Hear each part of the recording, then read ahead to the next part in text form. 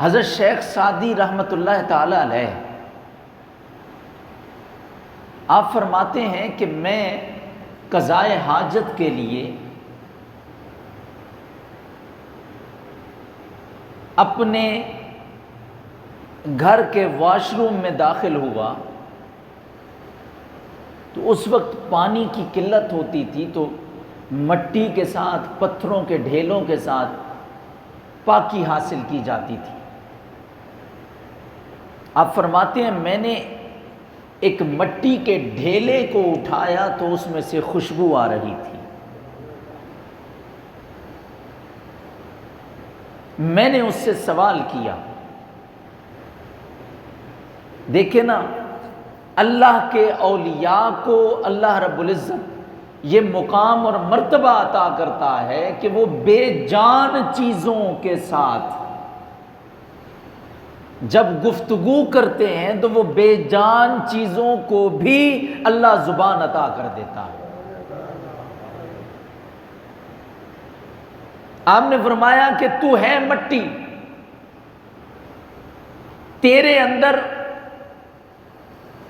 مٹی کی خوشبو ہونی چاہیے، حالانکہ تیرے اندر تو پھولوں کی خوشبو آ رہی ہے۔ تیرے اندر یہ خوشبو کیسے آئی؟ تو شیخ سعدی علیہ رحمہ فرماتے ہیں اس مٹی نے مجھے جواب دیا،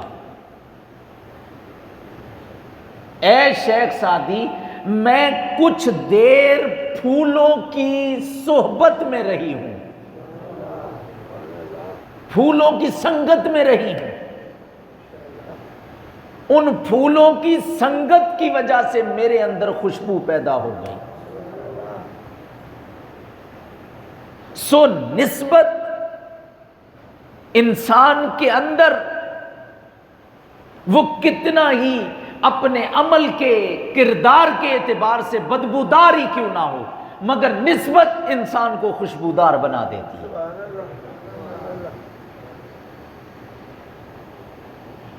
غالباً حضرت جنید بغدادی تھے، وہ راستے سے گزر رہے تھے کہ کچرا پڑا ہوا تھا اور انسان کے وجود سے خارج ہونے والا فضلہ پڑا تھا۔ آپ کپڑے بچا کر گزرنے لگے تو وہ فضلہ بولا، وہ کچرا بولا، مجھ سے کپڑے کیوں بچا کے نکلتے ہو، مجھ سے دامن کیوں بچا کے گزرتے ہو، مجھے تو تم سے دامن بچانا چاہیے۔ وہ کچرا بول رہا ہے، وہ فضلہ بول رہا ہے، مجھے تو تم سے دامن بچانا چاہیے۔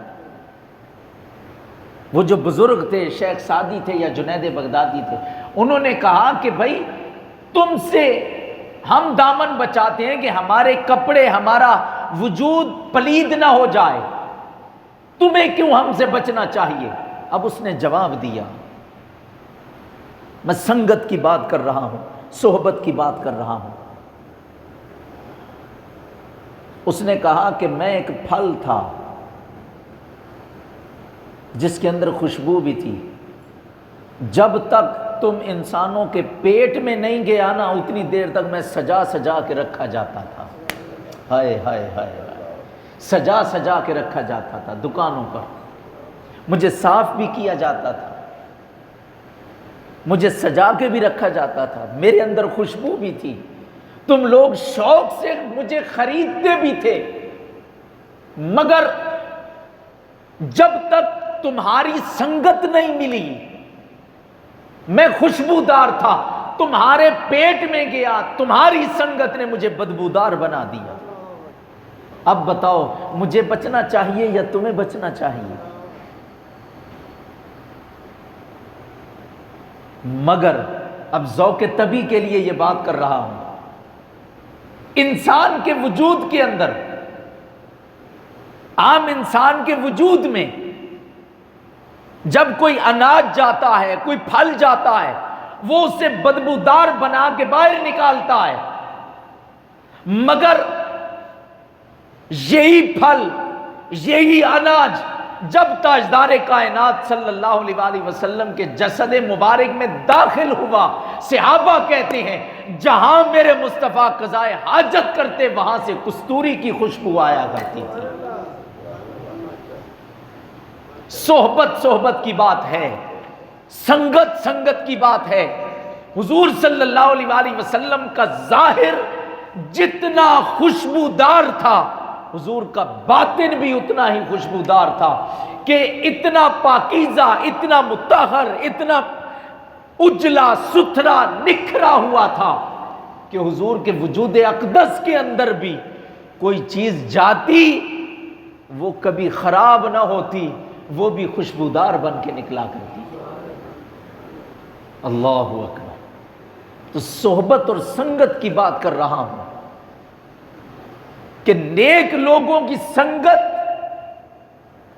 انسان اپنے کردار اور عمل کے اعتبار سے اگرچہ بدبودار ہی کیوں نہ ہو، مگر اسے یہ سنگت خوشبودار بنا دیتی ہے۔